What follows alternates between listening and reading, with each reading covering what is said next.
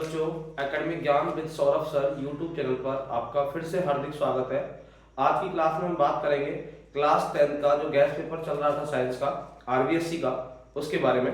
और कल तक अपन ने क्या है सेक्शन बी का फर्स्ट और सेकंड क्वेश्चन देखा था। आज उससे आगे कंटिन्यू करेंगे, ठीक है। तो चलिए शुरू करते हैं आज की क्लास। देखें, जो सेकंड क्वेश्चन तक हमने किया था, अभी बात करेंगे fifth number question, section B का पांचवा प्रश्न। क्या कह रहा है? मेटल ऑक्साइड आर एसिडिक और basic. Metal oxides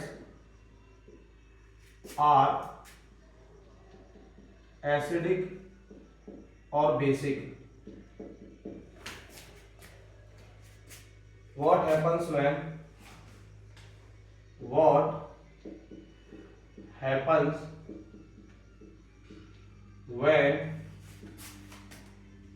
they are treated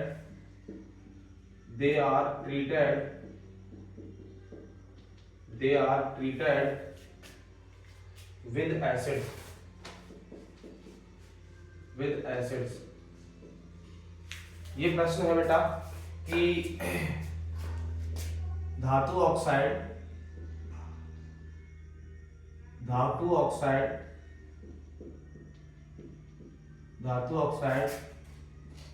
अम्लीय या क्षारीय होते हैं,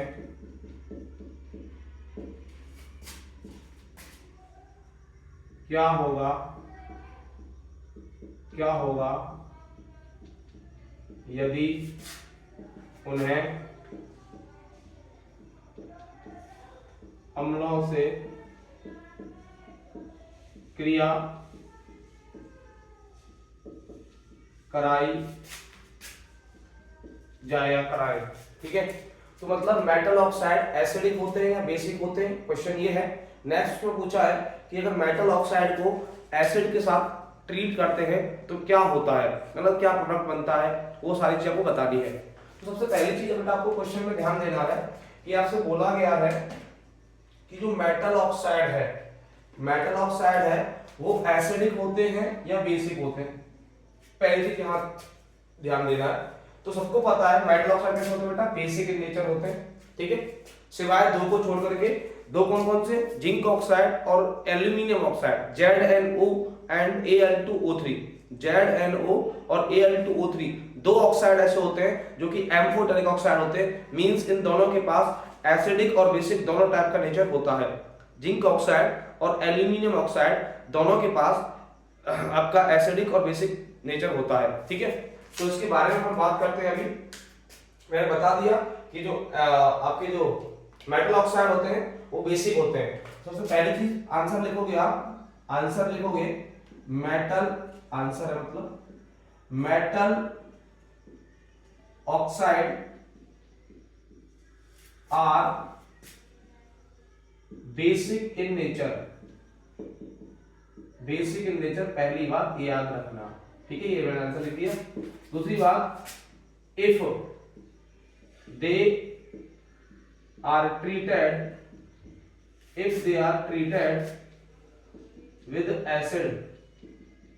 with acid then तो न्यूट्रलाइजेशन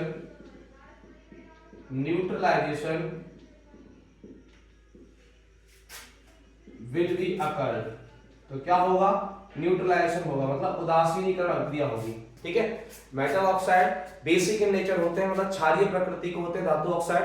और जब धातु ऑक्साइड क्षारीय प्रकृति के हैं और उनको अम्लों के साथ मिलाया जाएगा तो हमेशा उदासीनीकरण अभिक्रिया होगी, ठीक है। Metal oxide basic in nature में होते हैं, और जब मेटल ऑक्साइड को एसिड के साथ ट्रीट किया जाता है तो न्यूट्रलाइजेशन रिएक्शन होता है, ठीक है। मींस जो प्रोडक्ट होते हैं वो सॉल्ट और वाटर बनेंगे। अब देखें, आप एग्जांपल के लिए मैंने बोला इक्वेशन, समीकरण, मैंने मेटल ऑक्साइड ले लिया बेटा K2O, पोटेशियम ऑक्साइड। क्या लिया मैंने? पोटेशियम ऑक्साइड, ठीक है, हिंदी में पोटेशियम ऑक्साइड इसका नाम। तो पोटेशियम ऑक्साइड मैंने मेटल ऑक्साइड लिया और इसका रिएक्शन मैंने एसिड कराया HCl के साथ में, किसके साथ में, HCl के साथ में, ठीक है।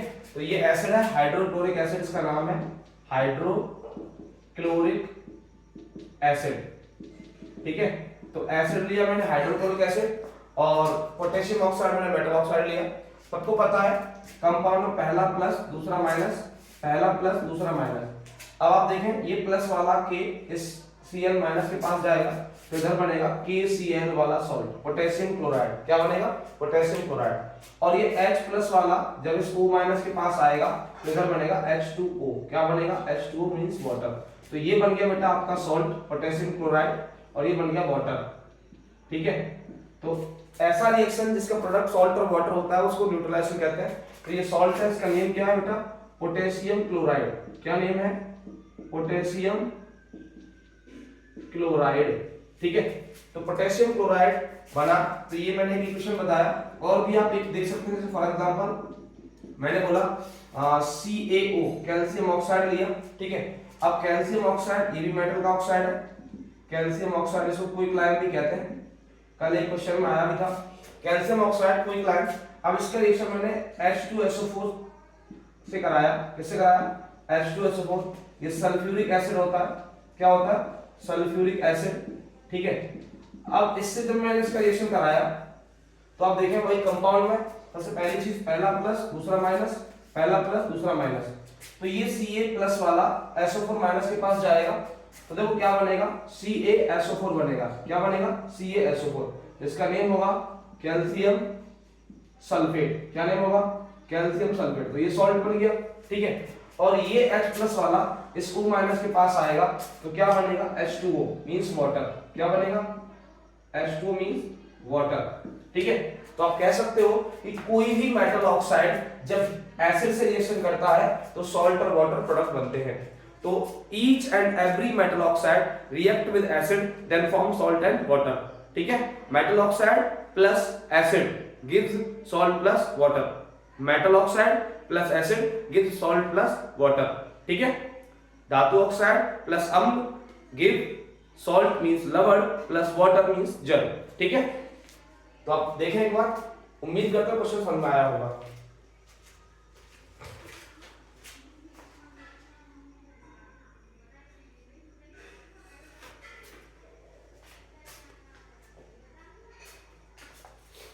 ठीक है। नेक्स्ट छठवां प्रश्न, सिक्स्थ क्वेश्चन की अपन बात करते हैं। सिक्स्थ क्वेश्चन बेटा, these are most probable question for the RBSc science exam 2025, ठीक है, जो कि 21 मार्च को होने वाला है, 21 मार्च को। तो आप ये चीज यहां से श्योर कर सकते हैं कि इनको आप प्रैक्टिस करें और पेपर में आपका एक क्वेश्चन नहीं छूटेगा। वैसे भगवान तो मैं भी नहीं हूं, लेकिन अपना अनुमान जितना मेरे अंदर टीचिंग एक्सपीरियंस आया है अब तक, उस हिसाब से मैंने ये बनाया है। और आगे भी मैं इस पेपर को कराने के बाद रुकूंगा नहीं, आपको टॉपिक वाइज फिर रिवीजन कराऊंगा। देखो मोस्ट प्रोबेबली अगर मेरी तबीयत सही रही, आप आवाज से पहचान पा रहे हैं।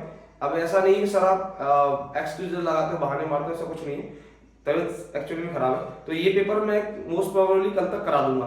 कल तक कराने के बाद पर नेक्स्ट डे परसों से मीन संडे से मैं टॉपिक वाइज आपको रिवीजन कराऊंगा, ठीक है।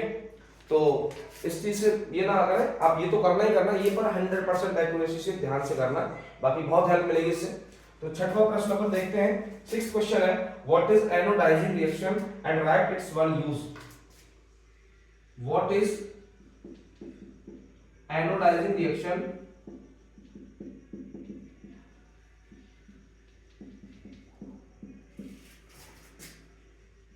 एंड, ठीक है, आगे चले बताओ, देखेगा नहीं तो राइट इट्स वन यूज, इसका वन यूज बताएं, ठीक है। तो पहली चीज आपके दिमाग में क्वेश्चन पुट अप होना चाहिए, एनोडाइजिंग होता क्या है, ठीक है।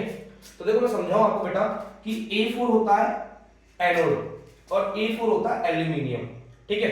और ओडाइजिंग आपको रैमिंग से लग रहा होगा, ओडाइजिंग ऑक्सीडाइजिंग, ओडाइजिंग ऑक्सीडाइजिंग। तो एल्यूमिनियम ऑक्सीडाइजिंग प्रोसेस जो होता है इन प्रेजेंस ऑफ, अब एनोड कहां आता है, बैटरी में आता है, एनोड कैथोड बैटरी में आता है। तो the aluminium oxidizing process in presence of electric current, the aluminium oxidizing process in presence of electric current is called anodizing reaction. दोबारा सुने, the aluminium oxidizing process in presence of electric current is called anodizing reaction. ठीक है, हिंदी में aluminium के ऑक्सीकरण की प्रक्रिया, aluminium के ऑक्सीकरण की प्रक्रिया एनोडीकरण अभिक्रिया कहलाती है। एल्यूमिनियम के ऑक्सीकरण की प्रक्रिया एनोडीकरण अभिक्रिया कहलाती है। The aluminium oxidizing process in presence of electric current is called anodizing reaction. ठीक है, आइयो याद हो गया होगा। तो इसका आंसर क्या होगा, आप लिखेंगे, देखो ऐसे हेडिंग बनाएंगे, एनोडाइजिंग, एनोडाइजिंग हिंदी में एनोडीकरण। ठीक है, आप लिखेंगे the aluminium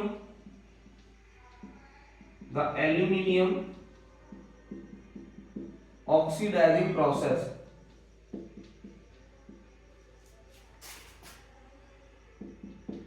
is called anodising.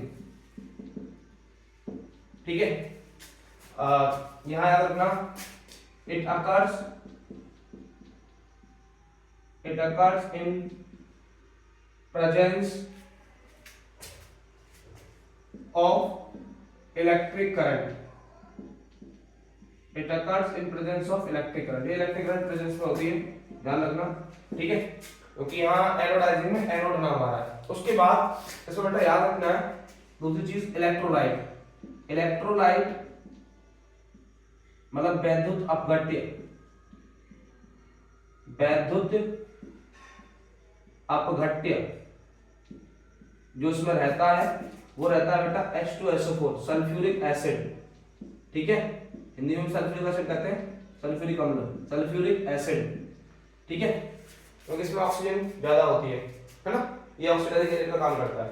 क्योंकि हमें क्या करना है, एल्यूमिनियम का ऑक्सीडाइजिंग तो करना है, डेफिनेशन आप देख पा रहे हो, एल्यूमिनियम का ऑक्सीडाइजिंग तो करना है, तो ऑक्सीडाइजिंग एजेंट चाहिए, तो सल्फ्यूरिक एसिड इलेक्ट्रोलाइट की फॉर्म में हमें भरना पड़ेगा। ठीक है, बाकी ये देखें आप, देखो सबसे पहली चीज आपको पता है कंपाउंड में पहला प्लस होता है, दूसरा माइनस होता है। अब ये माइनस वाला, इसमें ही तो ऑक्सीजन है, माइनस वाले पार्ट में ही तो ऑक्सीजन है, तो माइनस वाला हमें किसके पास भेजना है, एल्यूमिनियम के पास। अब एक बात बताओ कॉमन सेंस से, हमें इलेक्ट्रिक करंट की प्रेजेंस रखनी है, और इलेक्ट्रिक करंट की प्रेजेंस के लिए बेटा बैटरी चाहिए, है ना, और बैटरी में एक प्लस होता है, दूसरा माइनस होता है। तो एक बात बताओ, ये माइनस वाले पार्ट में ऑक्सीजन है और माइनस वाले पार्ट में ऑक्सीजन है बेटा, तो माइनस वाला कहां जाता है, प्लस पर जाता है सर जी। तो मतलब आपका कहने का ये हुआ सर जी कि हमें जो एनोड है वो एल्यूमिनियम का बनाना है। किसका बनाना है, एल्यूमिनियम का। तो देखो जो डायग्राम बनेगा बेटा, इसमें जो डायग्राम बनेगा देखें, ठीक है, प्लस माइनस की। ठीक है, देखो ऐसे मैंने डिफरेंशिएशन कर दिया। अब यहां बना दिया मैं बीकर, क्या बना दिया, बीकर।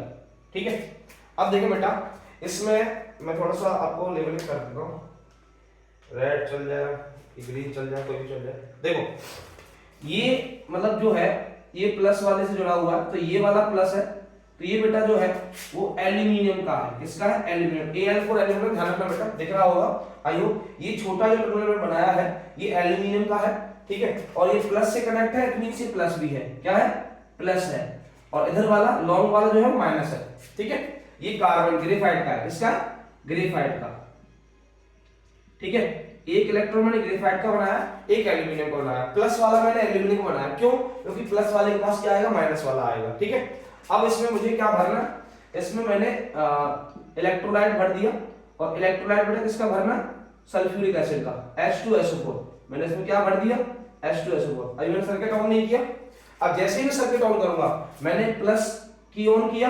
अब की ऑन करने का सबको पता है, करंट प्लस से आउट और माइनस के इन होती है। करंट प्लस से आउट, माइनस के इन होती है, तो प्लस से आउट करो, बाहर करो, और माइनस के इन करो। ठीक है, तो current always plus two minus flow करती है, कहां, प्लस टू माइनस, धन से ऋण की तरफ। ठीक है, अब जैसे ही करंट फ्लो होगी बेटा, तो ये जो H2SO4 हमने भरा है, सल्फ्यूरिक एसिड जो हमने भरा है, वो डिकम्पोज होगा प्लस और माइनस में। इसमें प्लस और माइनस में, तो माइनस वाला पार्ट कहां मूव करेगा, प्लस वाले की तरफ। तो देखो होता क्या है बेटा, इसमें ये जो एल्यूमिनियम, पहला इक्वेशन आप लिखोगे, पहले तो मैं पूरा लिखता हूं सल्फ्यूरिक एसिड वाला।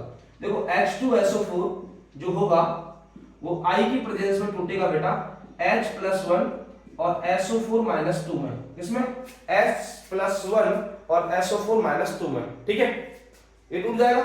अब इसके बाद सेकेंड इक्वेशन में क्या होगा बेटा, ये जो एल्यूमिनियम है +3 वाला, उसके पास क्या आएगा, SO4 -2 चल के आएगा, मतलब चल के मींस मूव करेगा, तो ये एल्यूमिनियम और जो सल्फेट जुड़ेंगे तो बेटा एल्यूमिनियम सल्फेट बनेगा। क्या बनेगा, Al2SO4 का होल थ्राइस, दिख रहा होगा आई होप।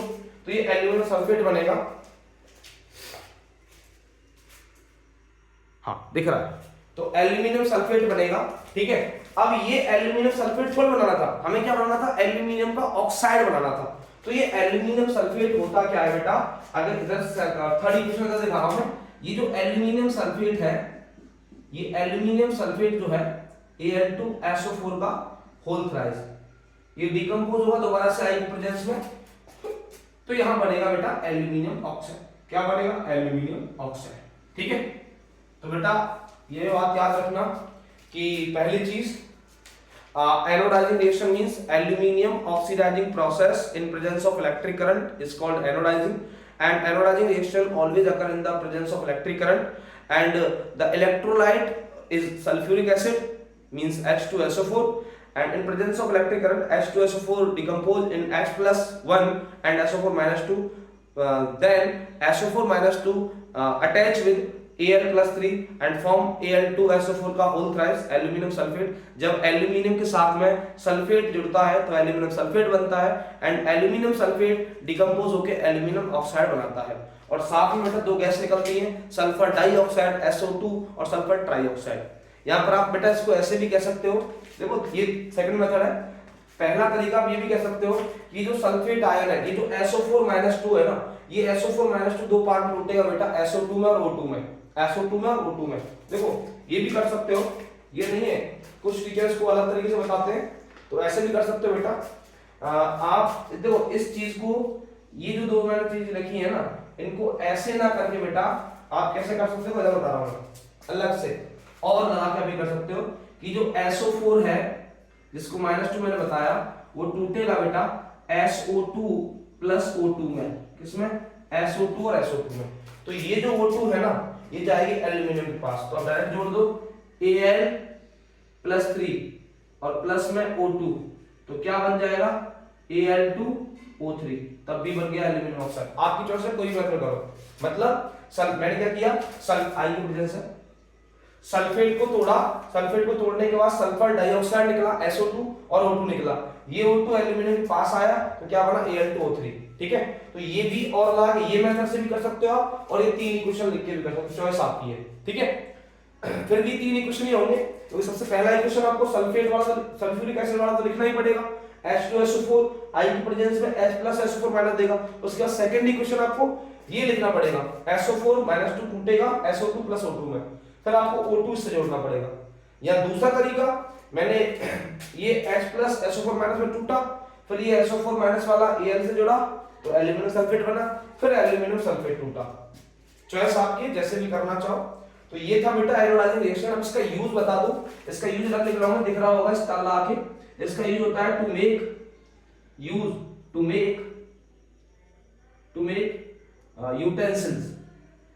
यूटेंसिल्स, ठीक है, मतलब वेसल्स, बर्तन बनाने में इसका यूज होता है, ठीक है। Anodizing reaction is used to form the utensils, anodizing reaction is used to form the utensils, बर्तन बनाने में इसका यूज होता है। आई होप यहां तक सबको समझ में आया होगा, ठीक है, आई होप यहां तक सबको समझ में आया होगा, ठीक है, यहां तक सबको समझ में आया होगा। अभी इसके बाद बेटा अपन आगे, आप स्क्रीनशॉट ले लें, ठीक है। इसके आगे नेक्स्ट क्वेश्चन करते हैं अपन, कंटिन्यू देखें।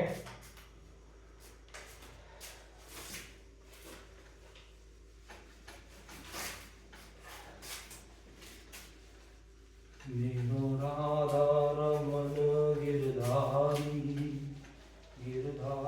श्याम मनवारी, रमन गिरधारी श्याम मनवारी।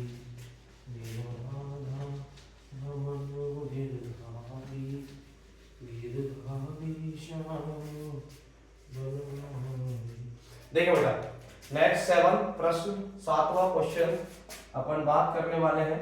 7वां प्रश्न, 7 क्वेश्चन कह रहा है कि व्हाट इज वाइल जूस।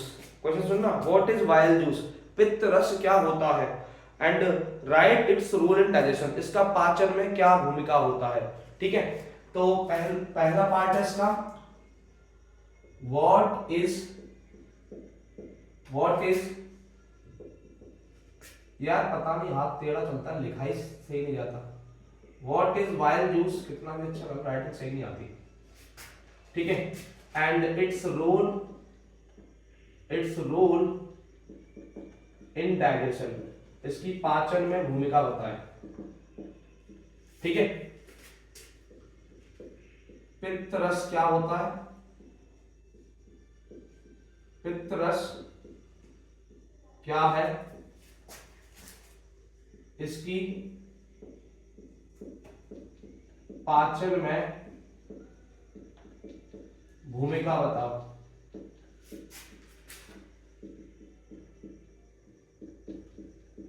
ठीक है, पित्त रस क्या होता है, इसकी पाचन में भूमिका बताओ। सबसे पहली चीज बेटा आंसर, बाइल जूस जो होता है, बाइल जूस वो हमारे डाइजेस्टिव सिस्टम के लीवर नामक ग्लैंड से रिलीज होता है, और लीवर बेटा लॉन्गेस्ट ग्लैंड होती है, सबसे लंबी अगर ग्रंथि की बात करी जाए तो ह्यूमन बॉडी में सबसे लंबी ग्रंथि जो होती है वो लीवर होती है। ठीक है, क्या होती है, लीवर, और लीवर से निकलने वाला जो जूस होता है उसको बाइल जूस कहते हैं। क्या कहते हैं, बाइल जूस, पित्त रस कहते हैं।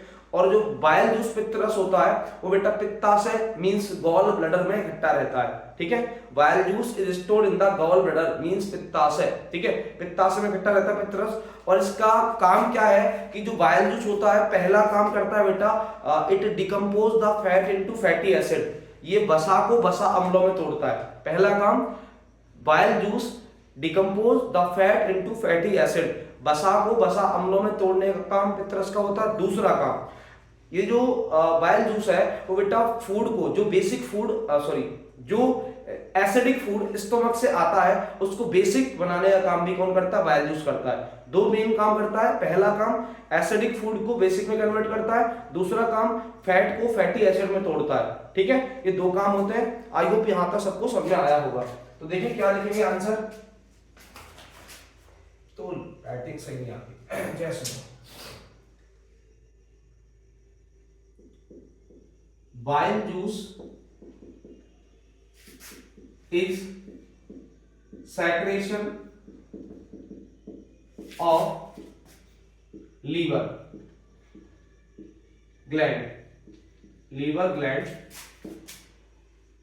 liver gland is longest gland, सबसे लंबी ग्रंथि लीवर मतलब यकृत होता है।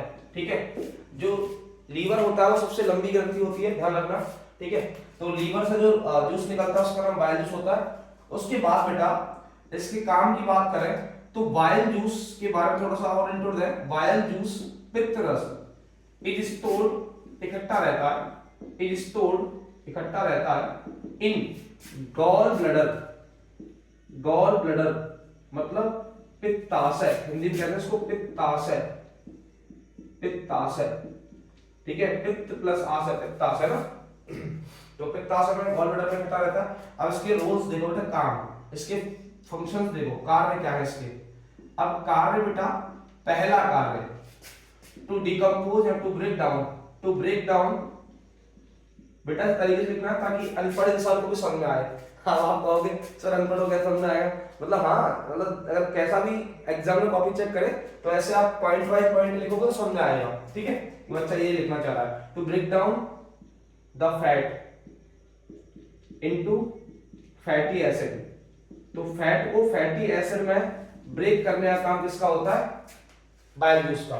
Second function, to make the acidic food, to convert the acidic food into basic और एल्कलाइन, बेसिक और एल्कलाइन फूड, बेसिक और एल्कलाइन फूड। ठीक है, तो एसिडिक फूड को अल्कलाइन फूड में कन्वर्ट करना और फैट को फैटी एसिड में कन्वर्ट करना, ये बेटा दो काम होते हैं किसके, बाइल जूस के, ठीक है। और अगर बेटा बाइल जूस ना होता, आप सपोज करो कि बाइल जूस ना होगा, तो बेटा ये जो एसिडिक फूड स्टमक से जो आया है, रिसीव हुआ है, वो बेसिक मींस अल्कलाइन फूड में कन्वर्ट नहीं हुआ, और बेटा अल्कलाइन फूड में ये कन्वर्ट नहीं होगा ना, तो स्मॉल इंटेस्टाइन इस पे काम नहीं करेगा। स्मॉल इंटेस्टाइन जो होता है ना, वो बेसिक मींस अल्कलाइन फूड पे ही काम करता है, मतलब क्षारीय भोजन पर ही जो छोटी आंत होती है वो काम करती है। अगर क्षारीय भोजन नहीं होगा, छोटी आंत काम नहीं करेगी। तो बेटा बाइल जूस का बहुत इंपॉर्टेंट रोल है, ठीक है, और ये बात याद रखना। तो ये था बेटा 7 क्वेश्चन, आई होप समझ में आया होगा। अब नेक्स्ट अपन बात कर लेते हैं बेटा क्वेश्चन नंबर 8, प्रश्न संख्या 8। अब प्रश्न संख्या 8 क्या कह रहा है, how voluntary action are controlled और explain the function of forebrain. How voluntary action are controlled and explain the function of forebrain. अब यू नो दैट, आप सभी जानते हैं कि जो फोरब्रेन होता है वो कंट्रोल करता है सारी वॉलंटरी एक्शंस को, ठीक है। हमारे मस्तिष्क का जो अग्र मस्तिष्क होता है वो क्या करता है, सभी ऐच्छिक क्रियाओं को नियंत्रित करता है। हमारे मस्तिष्क का जो अग्र मस्तिष्क वाला भाग होता है वो सभी ऐच्छिक क्रियाओं को कंट्रोल करता है, नियंत्रित करता है, ठीक है। You know that forebrain is control the all voluntary actions. जैसे फॉर एग्जांपल हाथ उठाना, मैं अपने सोच समझी दिमाग से जो कर रहा हूं, अगर मैं दिमाग ने कहा हाथ उठाओ तो उठा रहा हूं, दिमाग ने कहा नीचे करो तो नीचे कर रहा हूं, तो मतलब ये क्या ऐच्छिक क्रिया है, वॉलंटरी एक्शन है। तो सारी वॉलंटरी एक्शन को कंट्रोल कौन करता है, फोरब्रेन करता है, ठीक है। तो या तो आप इस क्वेश्चन को दो पार्ट से, दो तरीके से दे सकता है, या तो कहेगा how voluntary actions are controlled, कि ऐच्छिक क्रियाएं कैसे नियंत्रित की जाती हैं, पहला प्रश्न। इसको दूसरे तरीके से कैसे करेगा, explain the function of forebrain, बात एक ही है। तो देखो आप बात करते हैं इस क्वेश्चन की, तो हाउ, आई होप क्वेश्चन समझ में आया होगा, how voluntary actions are controlled. इसी प्रश्न को दूसरे तरीके से और बात बता रहा हूं, कैसे कह सकते हैं, एक्सप्लेन फंक्शंस ऑफ फोरब्रेन,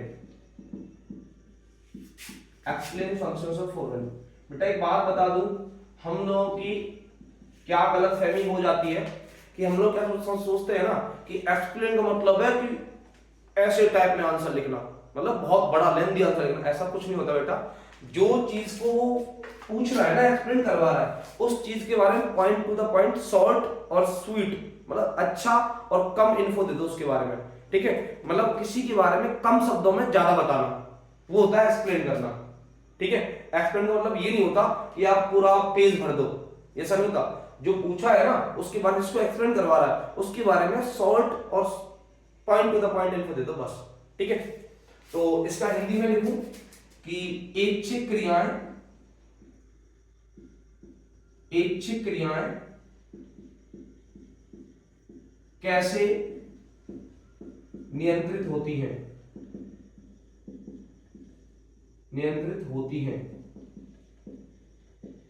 ठीक है। या फिर अग्र मस्तिष्क की कार्य विधि समझाएं,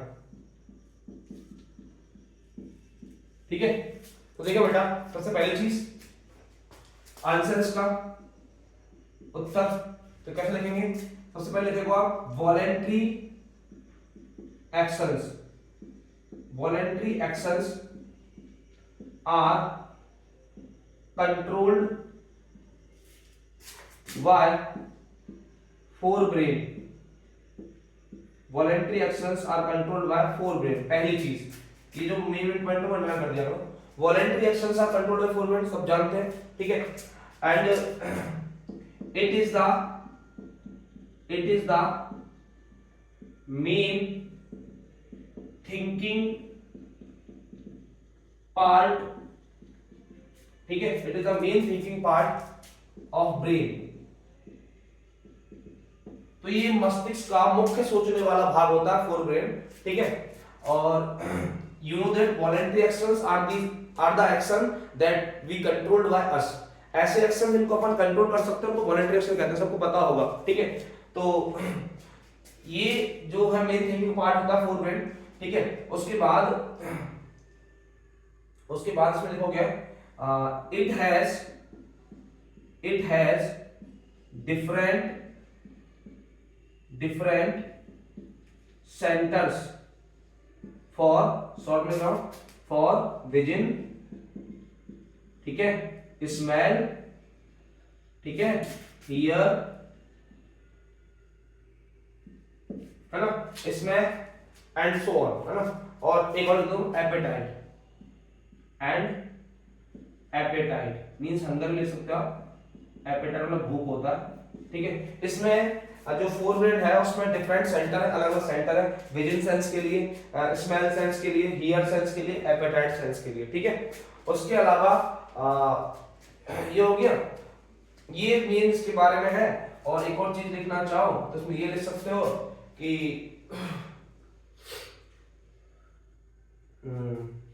cerebrum is largest part of brain का सेरिब्रम लार्जेस्ट पार्ट होता है जो फोरब्रेन में होता है। सेरिब्रम जो होता है वो ब्रेन का लार्जेस्ट पार्ट है जो कि फोरब्रेन में होता है ना, फोरब्रेन का ही मेन पार्ट होता है सेरिब्रम, ठीक है। और उसके अलावा आप ये चीज ये 3-4 पॉइंट इसके बारे में ले सकते हो, बाकी ज्यादा इसके बारे में कुछ है नहीं।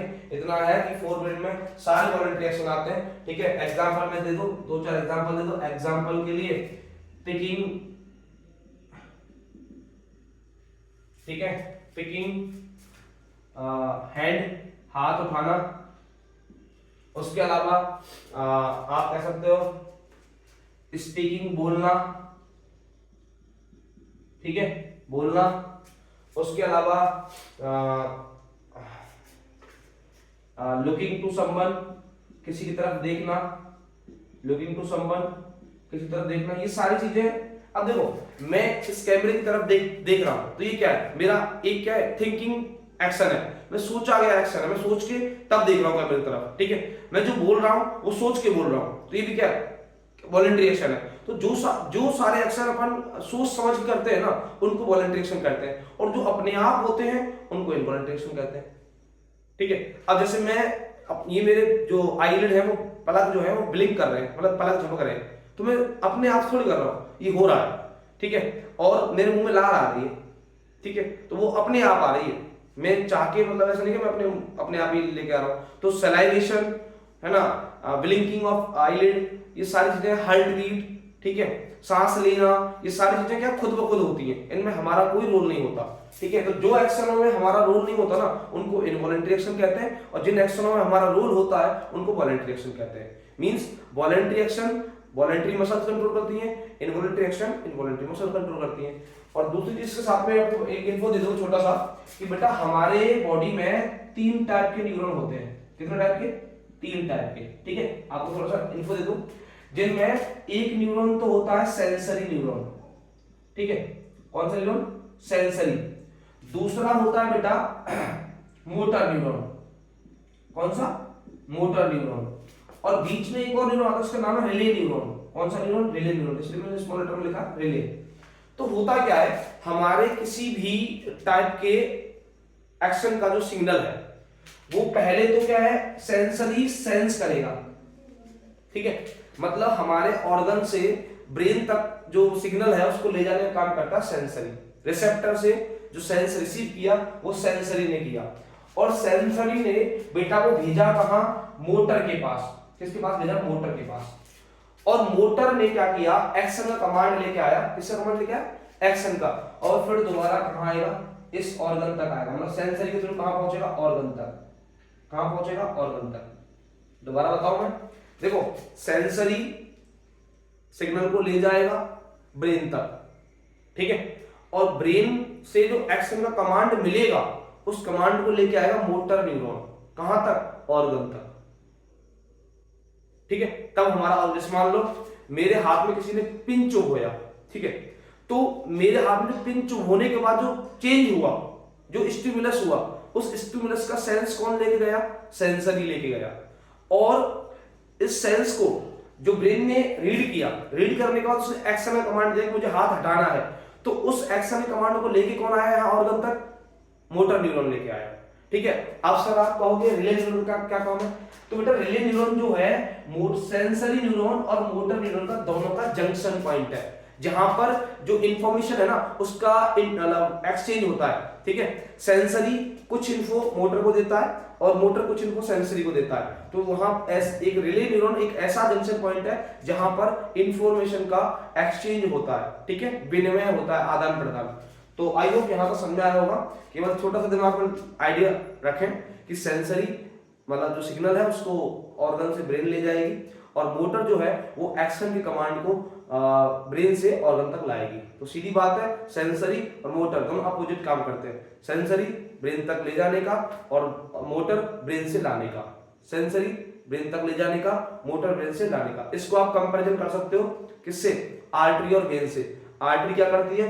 ब्लड को अवे फ्रॉम द हार्ट करती है और जो वेन क्या करती है? वो ब्लड को टू द हार्ट करती है। मतलब हार्ट में ब्लड को ले जाने का काम कौन करती है? वेन, और हार्ट से लाने का काम कौन करती है? आर्टरी। ऐसे आप समझ सकते हो। आई होप क्लियर हो गया होगा। ठीक है, यहाँ के बाद बेटा आप स्क्रीनशॉट ले लीजिए। नेक्स्ट अपन 9 क्वेश्चन करेंगे।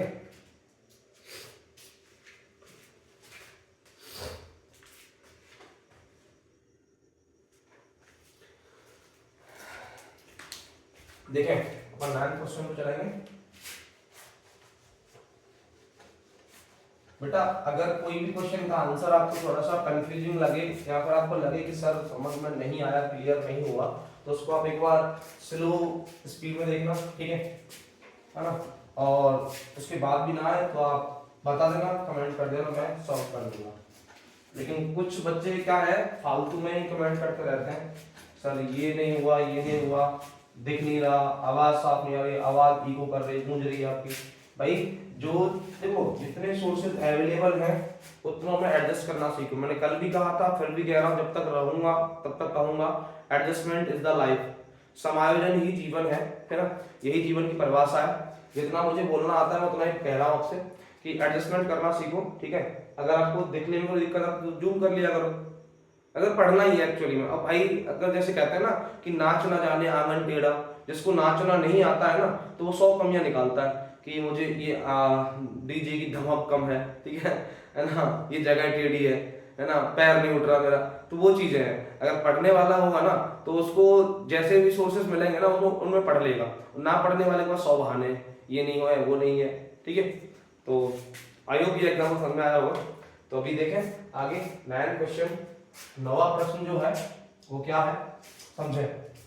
9th क्वेश्चन है differentiate between sexual reproduction and asexual reproduction. लैंगिक जनन और अलैंगिक जनन में अंतर बताएं। Differentiate between sexual reproduction and asexual reproduction. Differentiate between sexual reproduction and asexual reproduction. Differentiate between sexual reproduction and asexual reproduction. ठीक है, हिंदी में बेटा सेक्सुअल रिप्रोडक्शन मतलब लैंगिक जनन एवं असेक्सुअल रिप्रोडक्शन मतलब अलैंगिक जनन। ठीक है, अलैंगिक जनन में अंतर स्पष्ट करो।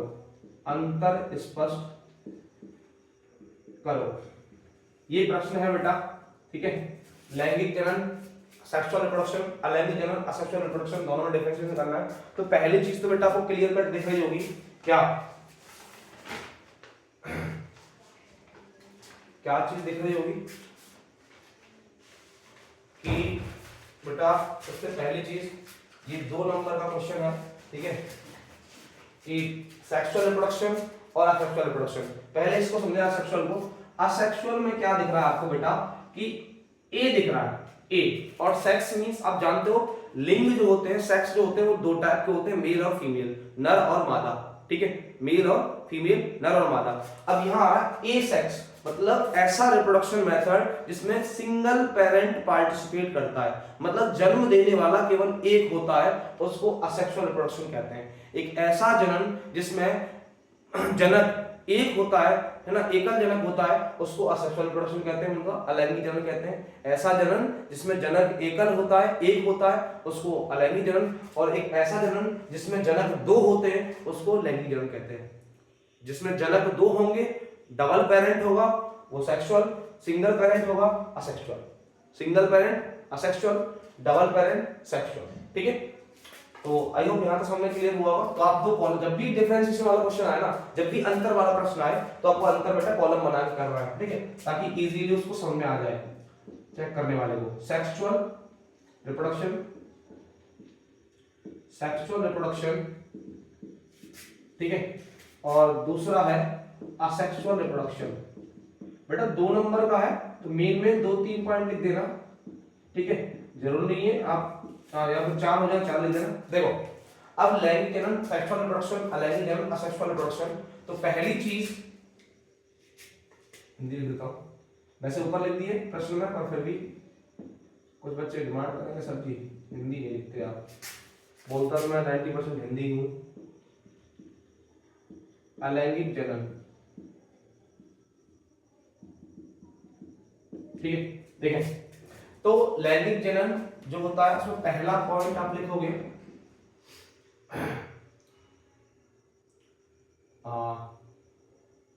पेरेंट्स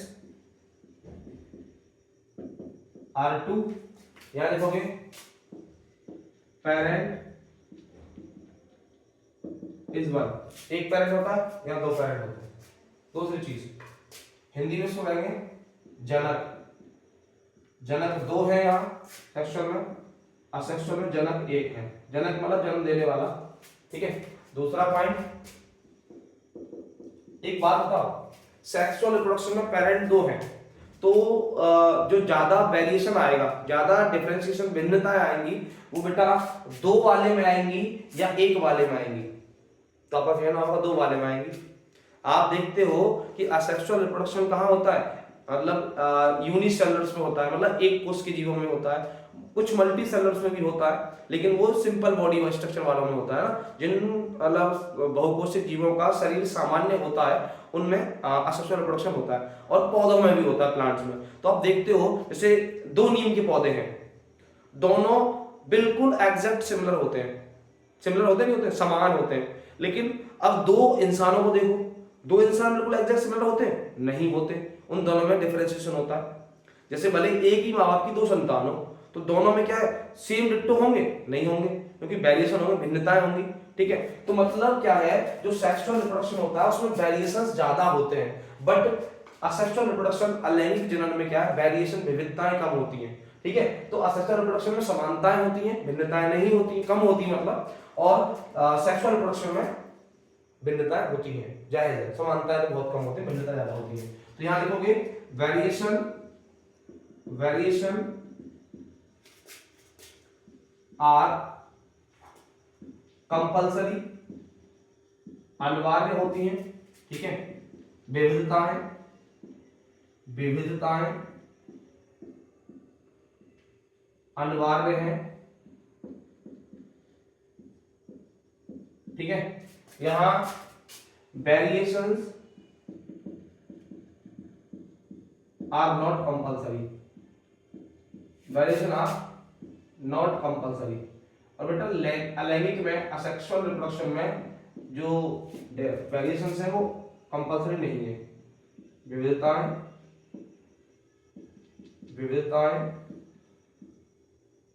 अनिवार्य नहीं होती,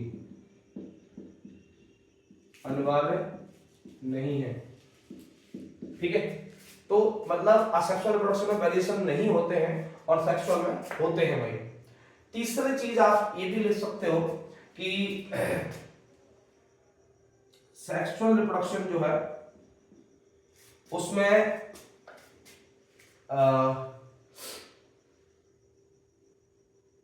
फर्टिलाइजेशन, फर्टिलाइजेशन होता है, फर्टिलाइजेशन होता है, ठीक है। फर्टिलाइजेशन इन्वॉल्व होता है, ठीक है, शामिल होता है, निषेचन शामिल होता है,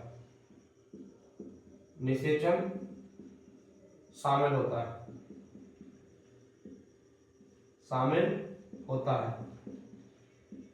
ठीक है।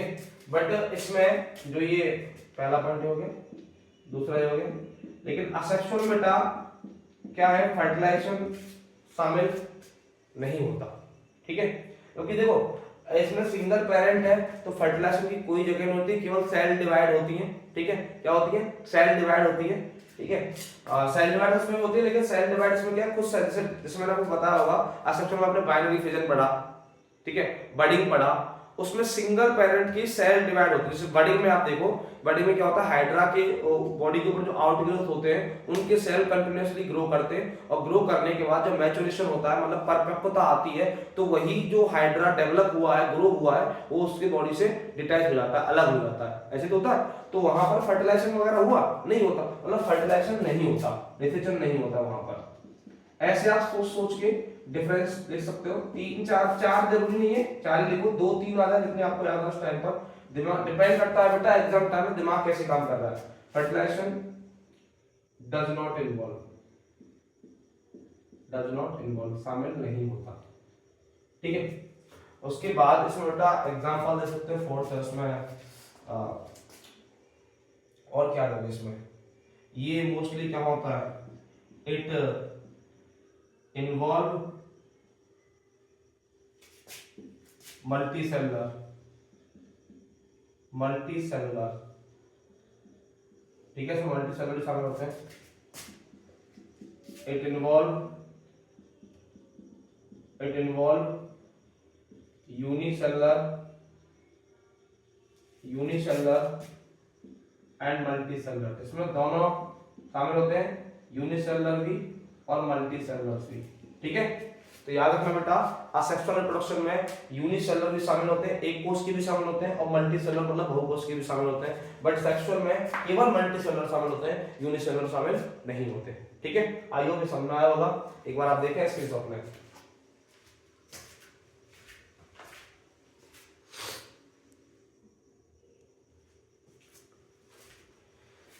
ठीक है। तो यहां तक मैं उम्मीद करता हूं आपको समझ में आया होगा, ठीक है। बाकी के अभी आपके हमारे क्वेश्चन बचे बेटा, ये सेक्शन बी के 9 क्वेश्चन हो गए, इस सेक्शन बी में 4 क्वेश्चन बचे हैं, ठीक है, 10 11 12 13, और उसके बाद अपन चलो ये 4 क्वेश्चन कर ही देते हैं, करते हैं, क्लास थोड़ी लंबी हो जाएगी, चलो कर ही देते हैं, फिर बाद में क्या पता क्या हो। देखें 10 क्वेश्चन पे आते हैं।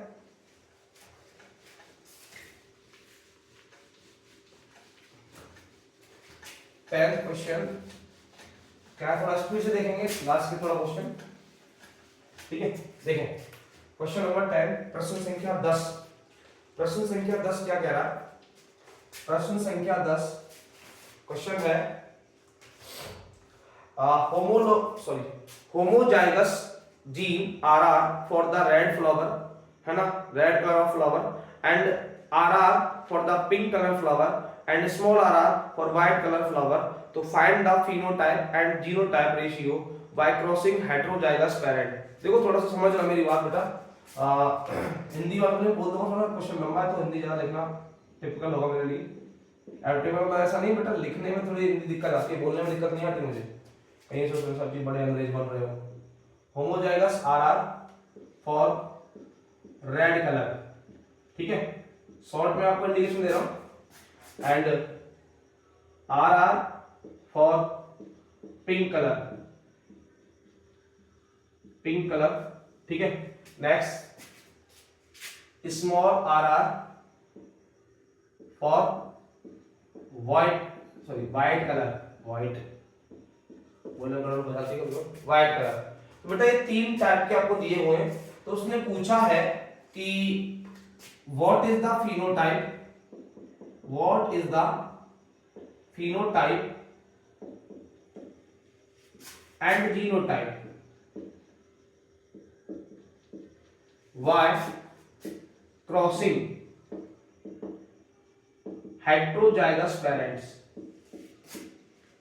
heterozygous parent। अब देखो बेटा क्वेश्चन थोड़ा घुमाया है, इतना भी नहीं घुमाया कि समझ ना पाओ, समझदार होंगे तो समझ जाएंगे कि सबसे पहली चीज आपके दिमाग में आना चाहिए बेटा हेटेरोजाइगस का मतलब होता है, देखो सिंपल सी लैंग्वेज आपको समझाऊं, अगर बेटा दोनों लेटर सेम है मतलब कैपिटल कैपिटल या स्मॉल स्मॉल तो उसको तो कहते हैं होमोजाइगस जीन।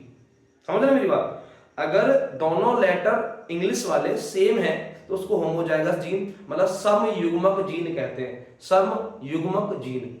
और ऐसा जीन जिसमें बेटा दोनों लेटर अलग अलग होते हैं, एक कैपिटल एक स्मॉल एक कैपिटल, कैसे भी, ठीक है, दोनों अलग अलग होते हैं तो बेटा उसको कहते हैं विषम युग्मक जीन। क्या? विषम युग्मक जीन। होमोजाइगस जिसमें लेटर सेम सेम हो, और सेम सेम मतलब ये नहीं कि आर आर हो, ऐसे नहीं, सेम सेम का मतलब है कैपिटल कैपिटल स्मॉल स्मॉल, ठीक है। आई होप समझ में आया होगा। अब इसने बोला है कि समयुग्मक जो जीन है आर आर वो बता रहा है रेड कलर ऑफ फ्लावर को, और जो विषम युग्मक जो जीन है कैपिटल आर स्मॉल आर वो बता रहा है पिंक कलर ऑफ फ्लावर मतलब गुलाबी रंग को, ठीक है, रेड मतलब लाल रंग जानते होंगे आप। और ये जो समयुग्मक है स्मॉल आर आर ये बता रहा है व्हाइट कलर को, ठीक है। अब उसमें बोला क्या है, क्वेश्चन देखो नीचे मेन क्वेश्चन है, वो तो आपको जीन कोड दिए हुए हैं जीन्स के। व्हाट इज द फिनोटाइप, लक्षण प्रारूप क्या होगा? फिनोटाइप कहते हैं बेटा लक्षण प्रारूप, एंड जीनोटाइप मतलब जीन प्रारूप क्या होगा? Bye crossing the heterozygous parent. ये बात पे मेन पे ध्यान दो बेटा, उसने क्रॉस किसको करवाया? Heterozygous parents. अब एक बात बताओ, हेटेरोजाइगस पेरेंट कौन सा होगा? भाई साहब ये होगा, क्योंकि ये कैपिटल आ रहा ये भी होमोजाइगस है, स्मॉल आ रहा ये भी होमोजाइगस है। थोड़ा क्वेश्चन समझने वाला है, कुछ लोग जल्दबाजी में गलत कर जाते हैं। तो बेटा ये हेटेरोजाइगस पेरेंट क्या है? Capital R small R. तो इन दोनों मतलब यही टाइप यही पेरेंट आपको दो बार क्रॉस मतलब दो बार लेना है क्रॉस कराने के लिए, ठीक है। तो आप देखो मैं आपको क्रॉस करा दिखाता हूं। तो इसको बेटा फिनोटाइप कहते हैं हिंदी में लक्षण प्रारूप, ठीक है, लक्षण प्रारूप। और जीनोटाइप कहते हैं जीन प्रारूप। क्या कहते हैं? जीन प्रारूप। अब देखो आंसर करते हैं। सबसे पहले आपको बेटा क्रॉस कराना है, उसने कहा है क्रॉसिंग द हेटेरोजाइगस पेरेंट, तो आप लिखोगे पेरेंट, ठीक है, ऐसे उसको बॉक्स में बंद करोगे ब्लैक से। अब पेरेंट्स में मुझे दो पेरेंट्स लेने, ठीक है, मैंने लिया सबसे पहले आर आर हेटेरोजाइगस, ठीक, ये भी लिया मैंने आर आर हेटेरोजाइगस, है ना। और सबको पता है जब भी क्रॉस होता है क्रॉस दिखाना है ऐसे करके, और क्रॉस के टाइम पर जीन सेग्रीगेट होता है मतलब जीन पृथक होता है, ठीक है। अब जीन पृथक करोगे तो बेटा देखो यहां से दो जीन दो ट्रेट निकलेंगे, कैपिटल आर स्मॉल आर, यहां से भी सेम दो part capital R small R. अब आप मैथ की तरह मल्टीप्लाई करना जानते हो, इस कैपिटल आर का क्रॉस बेटा इस स्मॉल कैपिटल आर से हुआ तो कैपिटल आर पहले कैपिटल लिखना होता है, फिर इस कैपिटल आर का इस स्मॉल आर से हुआ तो बेटा बनेगा कैपिटल आर स्मॉल आर, ठीक है। फिर उसके बाद इस स्मॉल आर का इस कैपिटल आर से हुआ तो बनेगा कैपिटल आर स्मॉल आर, पहले कैपिटल लिखना है हमेशा ध्यान रखना। फिर इस स्मॉल आर का इस स्मॉल आर से होगा तो बनेगा बेटा स्मॉल आर, ये चार ऑफ स्प्रिंग बनेंगे, ठीक है। आइए समझाया होगा। पहली बात क्या हुआ, इस आर का इस आर से हुआ तो कैपिटल आर, इस आर का इस स्मॉल आर से हुआ तो कैपिटल आर स्मॉल आर, ठीक है। इस आर का इस आर से हुआ तो कैपिटल आर स्मॉल आर। कुछ लोग गलत कर देंगे, पहले स्मॉल आर लिख देंगे ना, स्मॉल आर नहीं आएगा, पहले कैपिटल आएगा फिर स्मॉल आएगा, फिर इस स्मॉल आर का इससे हुआ तो स्मॉल आर, ठीक है। आप समझे बेटा, उसने पूछा फिनोटाइप। अब फिनोटाइप का मतलब होता है लक्षण प्रारूप, का मतलब है लक्षण देख के जो प्रारूप डिसाइड होता है, मतलब फिजिकली अपीयरेंस देख के। अब बेटा फिजिकल अपीयरेंस देखो तो बेटा मैं आपको बता चुका हूं और अभी भी बता रहा हूं कि डोमिनेंट वाले ट्रेट का असर आता है, ठीक है, प्रभावी लक्षण का प्रभाव देखने को मिलता है। तो प्रभावी का डोमिनेंट का मतलब होता है कैपिटल लेटर। तो बेटा इसमें कैपिटल आ रहा है तो देखो कैपिटल आर का मतलब क्या है? Red colour. तो ये फ्लावर कैसा है बेटा? रेड है। कैसा है? रेड, ठीक है। अब ये कैपिटल आर स्मॉल, तो कैपिटल आर स्मॉल मतलब क्या है? Pink colour. ये कैसा है? गुलाबी, पिंक है, ठीक। और देखो कैपिटल आर स्मॉल आर का मतलब क्या? वही पिंक कलर। तो ये भी कैसा है? पिंक है, ठीक। अब स्मॉल आर स्मॉल का मतलब क्या है बेटा? व्हाइट है, सफेद, ये सफेद है, ठीक है। अब बेटा इसमें फिनोटाइप अगर आपसे पूछे लक्षण प्रारूप, तो लक्षण प्रारूप कितना है बेटा? एक तो है रेड, दो है पिंक और एक है व्हाइट, ठीक। एक तो है रेड, दो है पिंक, एक है व्हाइट, ठीक। तो आप लिखोगे सॉरी, एक मिनट में गलती हुई, आर अपन पिंक ही है ना, सही तो है, ठीक है। तो ये कलर है, लेकिन अब इसमें थोड़ा सा ये देखो, मैं कलर के साथ पहुंच गया ज्यादा, लेकिन ये जो है ना, इसमें असर इसका देखने को मिलेगा, किसका देखने को मिलेगा, आर का। तो ये फिनोटाइप कितना है, तो फिनोटाइप वही 3:1 है, क्योंकि देखो कैपिटल आर स्मॉल आर, तो ये भी क्या होगा, आर वाला असर होगा, रेड वाला, इसमें भी रेड वाला असर होगा, इसमें भी रेड वाला असर होगा, मतलब ये तीनों जो है ना वो डोमिनेंट है, ये तीनों क्या है, डोमिनेंट है, ठीक है। ये तीनों क्या डोमिनेंट, एक है रिसेसिव, तो बेटा फिनोटाइप तो सीधा आ जाएगा, फिनोटाइप क्या आ जाएगा, फिनोटाइप आ जाएगा 3:1, क्या आ जाएगा 3:1, क्योंकि ये तीनों जो है ना, R R capital R small R capital R small, ये तीनों क्या होंगे, डोमिनेंट होंगे, ठीक है। अब बात करें बेटा जीनोटाइप की, तो जीनोटाइप मैंने आपको कलर के हिसाब से बता दिया, जीनोटाइप जो है मैंने कलर के हिसाब से बता दिया, जीनोटाइप में बेटा एक रेड, दो पिंक, एक व्हाइट, तो मतलब 1:2:1 आएगा, 1:2:1 आएगा। और इसी में आपको बता दूं, आपको दिखाना था कि मोनो हाइब्रिड क्रॉस जब भी होता है तो फिनोटाइपिक रेशियो 3:1 आता है और जीनोटाइपिक रेशियो 1:2:1 आता है, ठीक है। एक बार देखें आप और किस शॉट में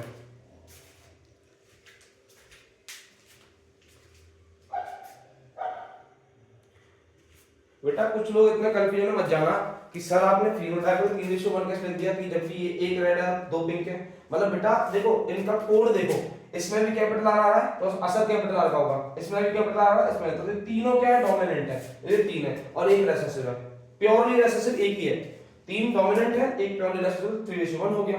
बाकी कलर के साथ देखो तो एक रेड एक आ गया, दो पिंक दो आ गया, एक व्हाइट, ठीक है, कोड के हिसाब से, है ना। और इसका ये तो क्या है, F1 प्रोजेनी है, क्या है, F1 प्रोजेनी। अगर आप इसका F2 निकालो ना तब भी वही आएगा, लेकिन इसमें तीनों अलग अलग है, अब हेटेरोजाइगस दोबारा से ले लो तो वही बात दोबारा से आ जाएगी। देखो यहाँ हेटेरोजाइगस कहा है ना, क्रॉसिंग द हेटेरोजाइगस पेरेंट, तो हेटेरोजाइगस पेरेंट क्या है, कैपिटल आर और कैपिटल आर स्मॉल आर, है ना, ये तो है, तो दोबारा देखो सेम आएगा ना, तो वही चीज आएगी, देखना, ठीक है। आगे देखो क्वेश्चन नंबर 11,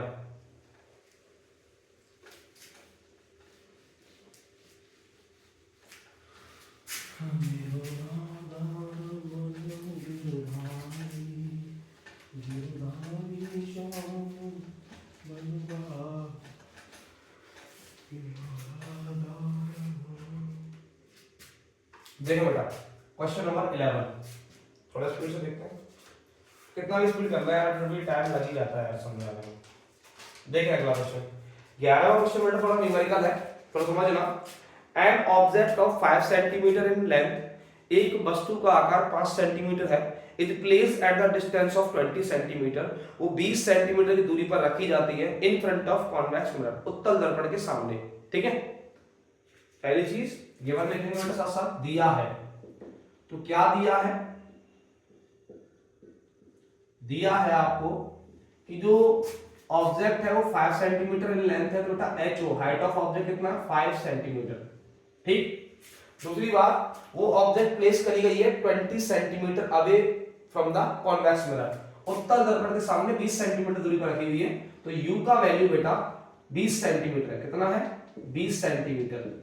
सबसे पहले मैंने आपको बताया हुआ है कि आपको मिरर का नाम पहले लिखना है, तो बेटा मिरर है कॉन्वेक्स, कौन सा मिरर है, कॉन्वेक्स। जब भी लाइट वाले चैप्टर से क्वेश्चन आए, न्यूमेरिकल आए, तो सबसे पहले आप मिरर का नाम लिख लेना, हिंदी हो तो हिंदी में, इंग्लिश मीडियम हो तो इंग्लिश मीडियम। उत्तल दर्पण, कौन सा दर्पण है, उत्तल दर्पण, ताकि आपको याद रहे कि उस दर्पण का नेचर, प्रकृति कैसा होता है, ठीक है। अब उसने बोला है कि the radius of curvature is 30 centimetre, तो रेडियस ऑफ कर्वेचर मतलब वक्रता त्रिज्या r कितनी है, 30 सेंटीमीटर, ठीक है। उसके बाद उसने बोला find the position nature of image, position and nature and size of image, तीन चीज निकालनी है, पोजीशन, साइज और नेचर ऑफ इमेज, मतलब प्रतिबिंब की प्रकृति, स्थिति और आकार, ठीक है। तो देखिए बेटा प्रश्न बड़ा आसान है, कोई ज्यादा टफ नहीं, टेंशन ना ले।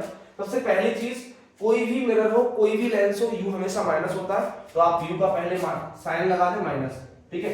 दूसरी बात, आपको पता है कि रेडियस ऑफ कर्वेचर का हाफ होती है फोकल लेंथ, जो फोकस दूरी होती है वो वक्रता त्रिज्या की आधी होती है, तो पहले आप r की हेल्प से f निकालेंगे, तो बेटा f का वैल्यू आएगा 15 सेंटीमीटर, कितना आएगा, 15 सेंटीमीटर।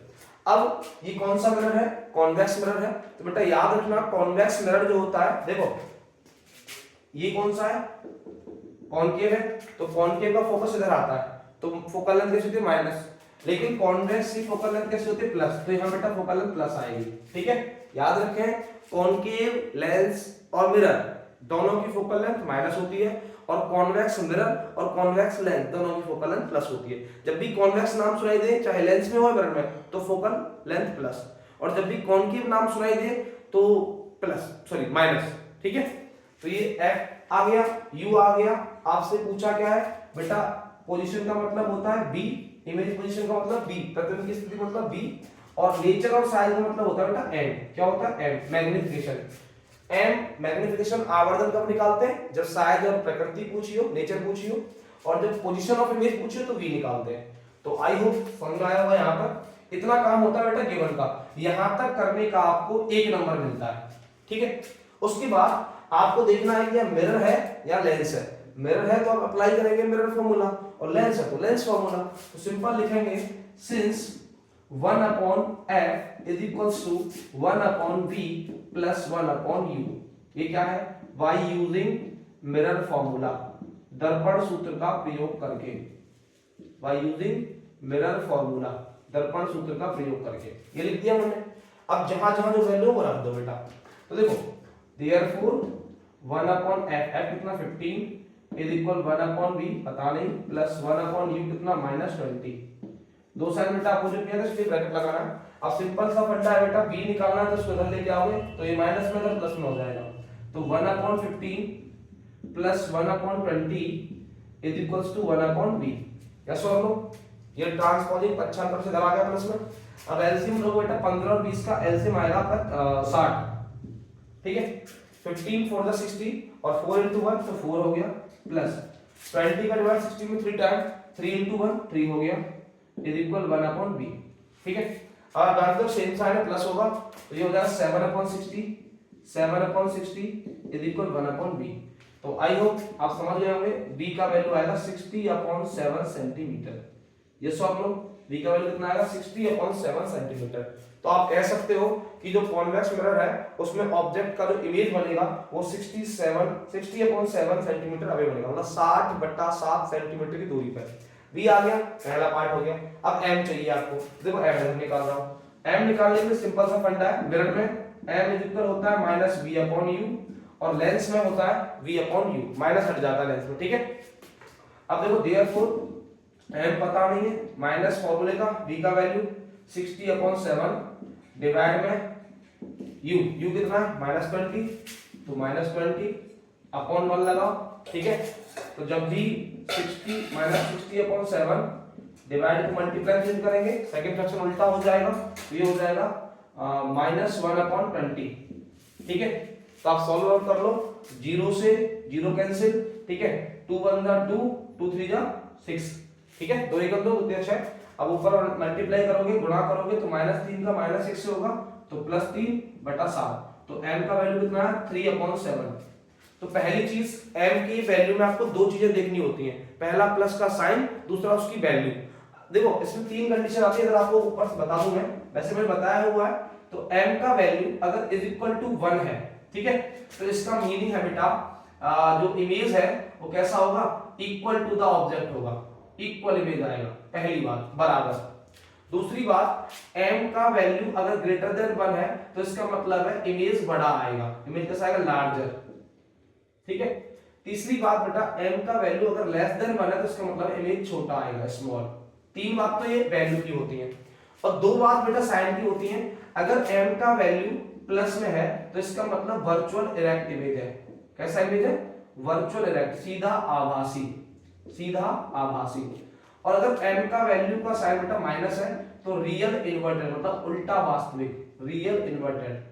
ये 5 बिंदु बेटा m के लिए याद रखना, आवर्धन के लिए।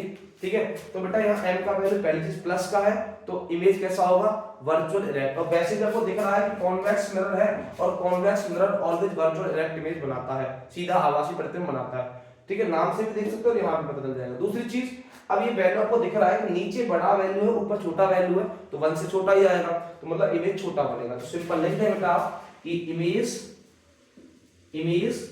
इज इक्वल बेटा वर्चुअल इरेक्ट, सीधा आभासी, वर्चुअल अरे, ठीक है, हिंदी लिख देता हूं मैं, सीधा और आभासी, ठीक है। और दूसरी चीज छोटा बनेगा, स्मॉल, छोटा, ठीक है। अब ये हो गई नेचर की बात हो गई। अब साइज और निकालना है, तो साइज निकालना तीसरा पार्ट इधर कर रहा हूं। साइज निकालने के लिए आपको m का वैल्यू आ गया, तो सिंपल आप लिखोगे since m is equals to ho upon hi, height of object upon height of image, वस्तु का आकार और प्रतिबिंब का आकार। अब m का वैल्यू कितना 3 अपॉन 7 इज इक्वल h हो गया कितना 5 बटा hi, ठीक है। क्रॉस मल्टीप्लाई कर लो, hi 3hi इज इक्वल 5 7 35, तो hi is equal 35 upon 3 divide हो जाएगा इतना सेंटीमीटर, ये हो गया। ये बेटा प्रतिबिंब का आकार है, ये v की वैल्यू है, ये m की वैल्यू है, तीनों चीज हो गई। स्क्रीनशॉट ले।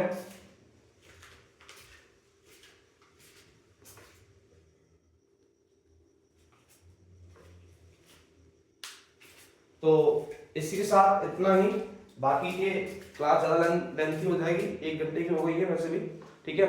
आई होप यहाँ तक आपको समझ आया होगा, उम्मीद करता हूँ आप ऐसे ही अपना प्यार बरकरार रखेंगे।